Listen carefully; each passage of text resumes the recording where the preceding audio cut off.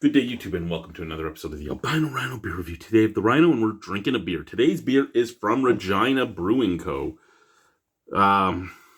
Regina Brewing. In the Warehouse District here in Regina, it is 5.2% alcohol, it's 6.5 IBU. This is Regina's Prickly Pear. So we'll read this side first, which is the side we read all the time, but it's been so long since we've had a Regina Brewing Company beer that I don't think we've read it in a while. Saskatchewan, the breadbasket of Canada, with 2,400 hours of sunlight each year over rich flatland soil, it's an ideal place to grow field crops. Saskatchewan accounts for over 43% of Canada's cropland and is a world leader in the export of spring wheat, lentils, barley, and oats. Canada's prairie province, with an abundance of riches, is a great place to make beer and an even better place to enjoy beer. Regina Brewing Inc., 102-1377 Hamilton Street, Regina, Saskatchewan, S4R2B6. A specialty of our brewer. Chris is your brewmaster. So a specialty of our head brewer at the very least, or our brewmaster. I mean, I could be a brewer somewhere. I wouldn't be the brewmaster. This delicious sour will tantalize your taste buds and tease your senses. Will it tantalize my taste buds, Chris? Will it tantalize my taste buds? There's only one thing that usually tantalizes my taste buds, and it's upstairs right now. Ingredients: water, grain. What type of grain?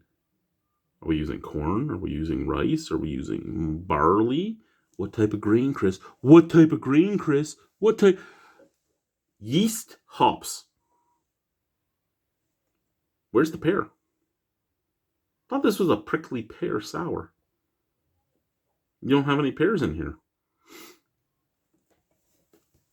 And if you use pear juice or something to make the prickly pear, and you didn't have it on the ingredients, that could lead to a lawsuit if somebody was, say, allergic to pears.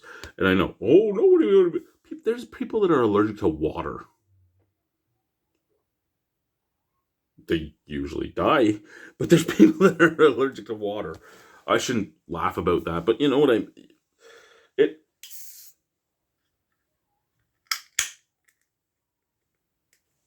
what the fuck?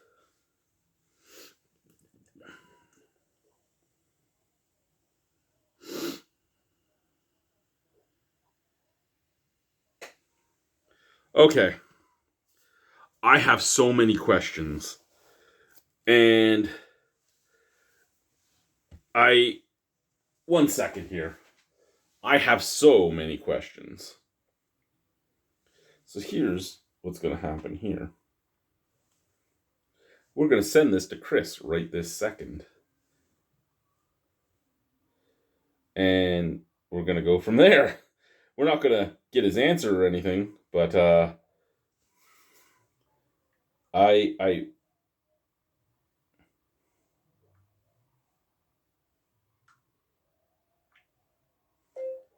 have so many questions, sir.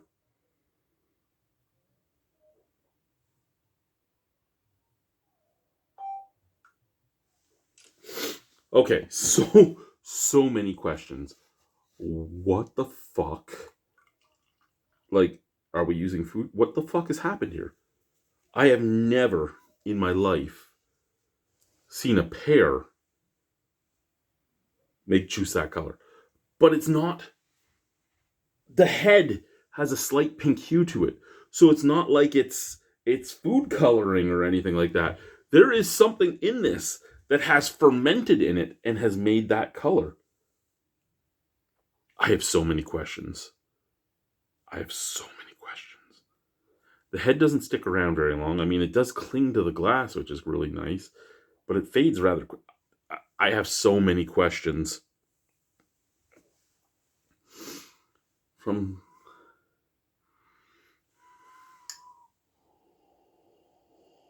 I don't really smell anything out of the glass. Out of the can? out of the can, it's just the lactobacillus sourness. I have so many questions. The day I showed up and I was talking to him, I should have had one of these while I was there. I wouldn't have had to buy one to bring it home then, and I could also have been. I could have done a video with him. Anyway, red. Not completely hazy, but it's hazy. I do see the camera through it, but it is hazy. Cheers.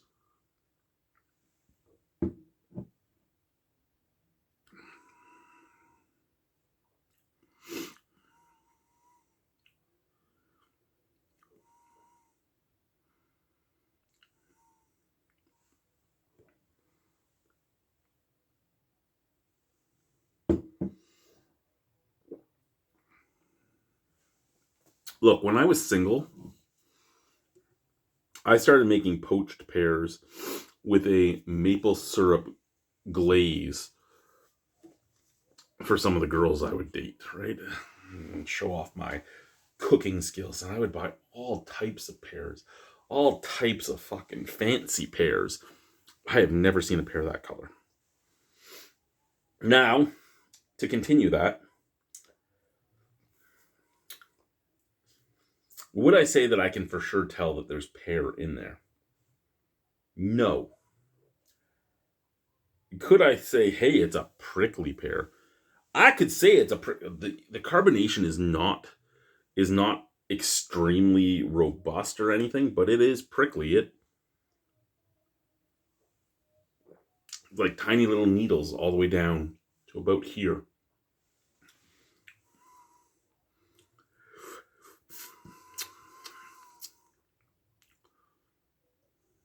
It's sour. It's biscuity. It's sour. It's not a one-trick pony, though. It does come off with a sweetness up at the forefront. The carbonation plays on the mouthfeel. This is probably something closer to a light mouthfeel, but because of the carbonation, and it's microcarbonation, it's like Molson. No, it's not Molson M, but I use Molson M because it's like that. It's the tiny little bubbles, but they're harsh. They're like, I'm here. Ah. They're prickly, but they're still micro. They add to the mouthfeel and make it feel heavier than it really is.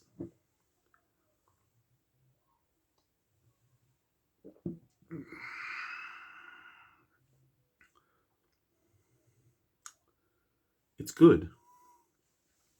It really is. It is good. But at the same time, there's something. I think it's that I don't have answers. I think that's my problem right now. I just don't have answers. I don't know. It's sour. It's sweet. It's biscuity. It's. Oh, excuse me. It's nice on the burp. It's nice on the palate. It really is, but I don't know. When I saw prickly pear, I was thinking that I was getting something that at the very most was like an Asian pear, and at the very least was just your average pear. I like the flavor of pear. I like pear juice. I like pearies. I like punchy scrumpies made with pear. I like things like that. Like I like the taste of pear. I do. I love making poached pears with maple syrup glaze. I like pears. So I got really excited about this. And then as I'm pouring it, I'm like, what the fuck is this? Now, if you're just gonna call it prickly pear as a game of what it is, that's fine. It's here's the thing.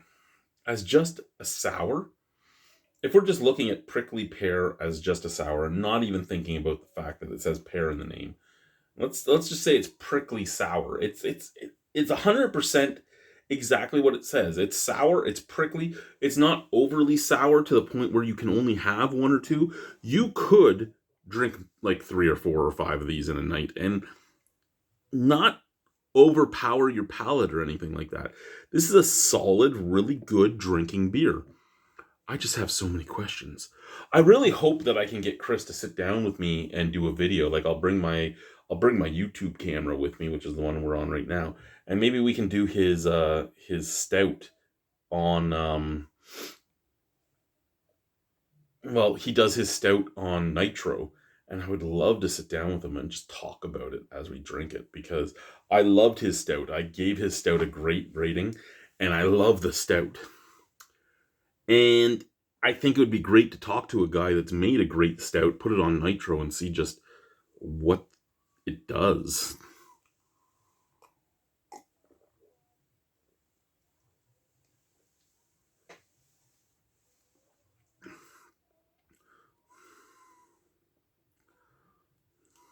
Hmm. I almost got a slight green pepper flavor in there, like Equinox was in there. But I think this is just my mind now trying to figure it all out. Trying to figure it out, and it's not succeeding. Out of 10? 7.75. I'd buy it again. I just have so many questions. Bye bye.